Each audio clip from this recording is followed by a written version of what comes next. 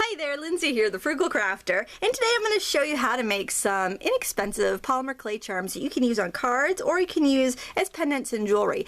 There's a couple things I want to let you know though. When you're cooking your polymer clay, if you cook it on a tile or glass dish, you'll get a shiny spot on the back. Now that's not a big deal if you are going to put that on a card. Obviously, it gives you a great place to glue. But if you're going to use, use this for a pendant, you'll want to bake it on an index card and keep an eye on the oven, on the temperature. Make sure you don't cook it any longer and you don't cook it any hotter. Use an oven thermometer if you have one to make sure you get the proper cooking when you take it out, when the clay is a little warm, not while it's really hot. You don't want to burn your hands off, but when it's a little warm, just peel it off from the index card. Cook it on an index card, works great, and you won't get the shiny spots. So I did want to mention that before we begin.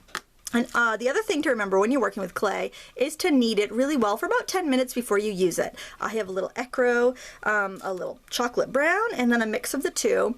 And I've already conditioned these. Take your rings off before you condition your clay because it will leave an odd film. And now I'm going to kind of twist it together to get a marbleized pattern. You don't have to do that. You can do a solid color. It's completely up to you. And I also want to talk a minute about the type of clay you choose. Now this is Sculpey 3. Sculpey 3 has the advantage of being very soft and easy to work with, great for kids. It also bakes quicker than Premo or Fimo. But Premo and Fimo clay, Premo is also made by Sculpey, it's just more of your artist grade clay. Premo clay is stiffer to work with and kids will have a harder time with that.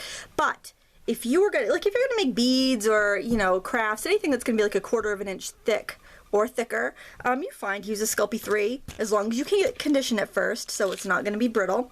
But if you're going to roll anything out like thin, like if you think about making like a clay leaf and it's going to be thin and really dainty, you'll want to use the Premo because that'll have a little bit of a flex once it's dry, once it's cured. So like if it gets wear and tear, it gets bent, it's not going to snap.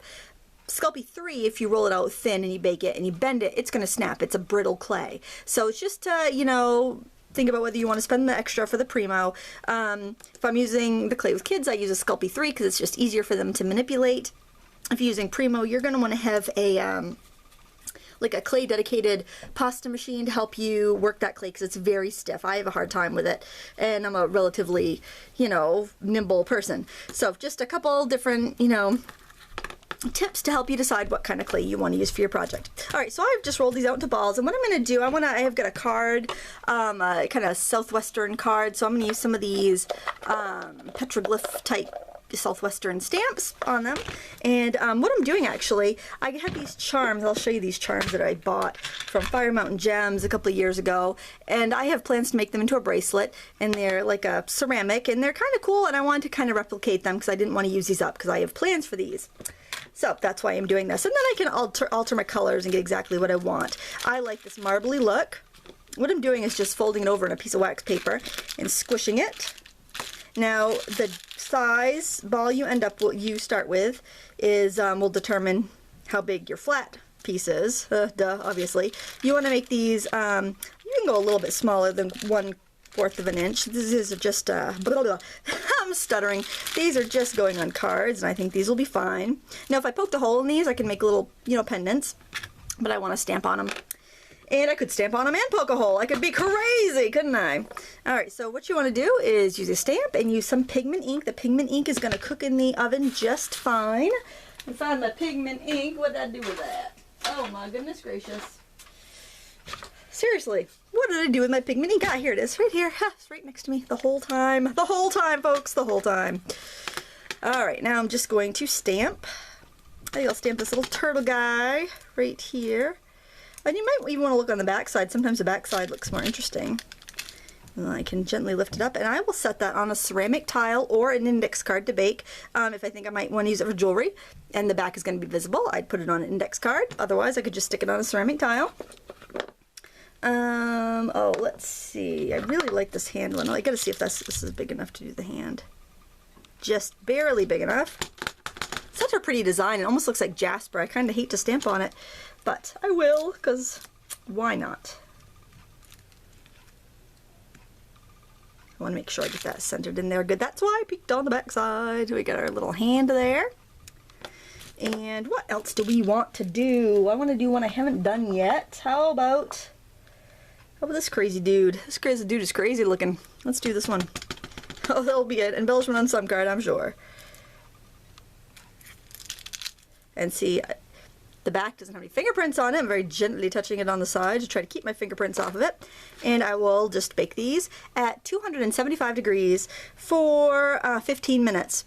Now let me show you what happens when you bake it longer than 15 minutes, shall I? Yeah, why not? Alright, first of all, oh, do's and don'ts. Remember how I said condition the clay? Well, I had done one, I messed it up, and I folded it in half and stamped on it again, but I didn't recondition it, and I got bubbles. I don't know if you can really see it on camera, but there's some bubbles in there, because the air inside, there was a bubble, it expanded and puffed it up, kind of like a pizza crust. So don't do that. This is what happens when you cook it too long, or too hot, and it got, this part was a little closer to my toaster oven burner, and it got black. Not a big deal, I could stick it on my card, and who cares, there's a bubble in it, big whoop. I wouldn't use it for jewelry, I wouldn't use it for anything that's supposed to last for a long time, but I thought I'd share with you so you don't make the same mistake that I did.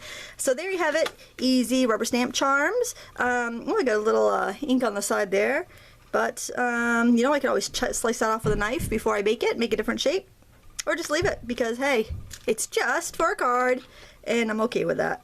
And once they're baked, they're nice and durable, and they're beautiful, and you can stick them on your card and call it a day.